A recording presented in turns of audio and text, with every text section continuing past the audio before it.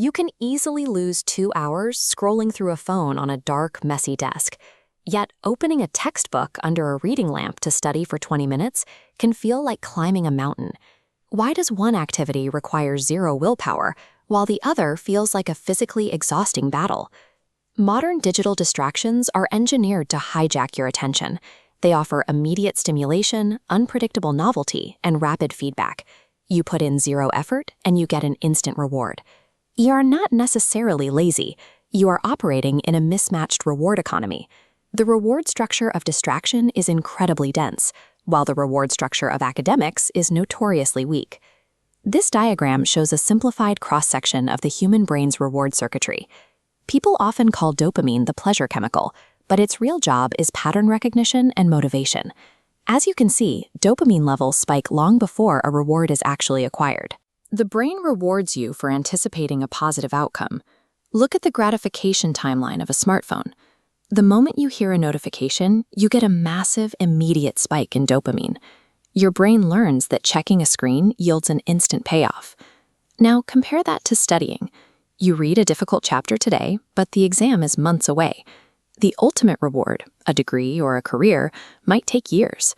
The required mental effort is high, and the payoff is incredibly delayed.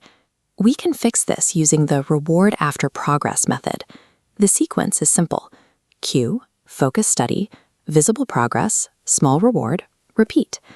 By artificially creating a tighter timeline of micro-goals and immediate payoffs, you train your brain to associate academic effort with immediate satisfaction. A reliable habit starts with a clear signal. You need a physical cue that tells your brain it is time to work. Sitting in a specific chair, turning on a desk lamp, or wearing noise-canceling headphones. The brain actively resists vague instructions. Telling yourself to study biology creates massive psychological friction. Telling yourself to create 5 flashcards on cell division creates a specific, actionable target with a visible finish line. To break your initial inertia, use the first 5 minutes rule to secure a quick win. Choose an incredibly easy 2-minute task.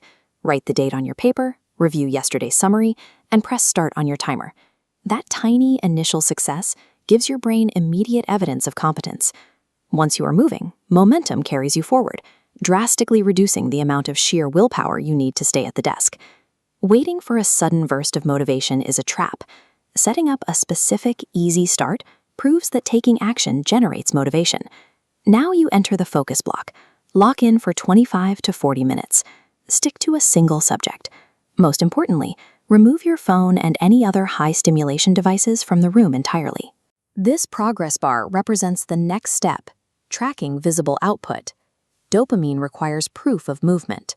Logging 2 hours of vague reading tells your brain nothing. You have to record what you complete, whether that is crossing off a checklist, counting solved questions, or filling a progress box. This brings us to the unbreakable rule of the loop.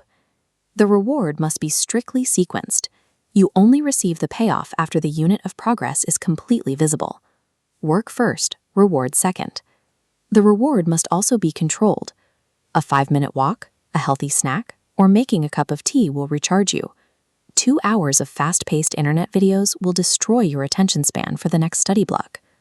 You can even write a variety of small, healthy rewards on slips of paper and put them in a jar.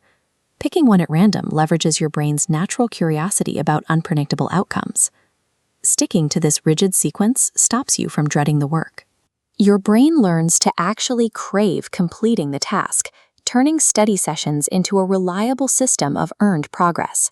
Getting a practice question wrong usually triggers frustration and kills momentum. You can neutralize this by using a mistake reward loop. Mistakes show you the exact gap in your knowledge. Document the error, figure out why your thinking was incorrect, and write down the right method.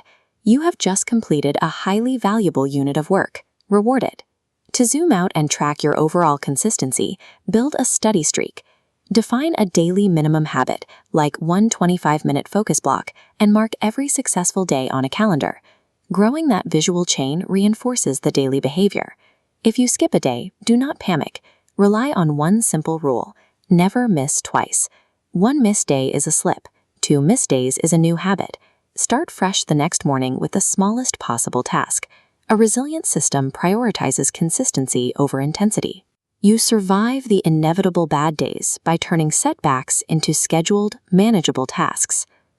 The goal of this loop is not to build a literal compulsion, and it will not erase all the mental effort required to learn difficult subjects.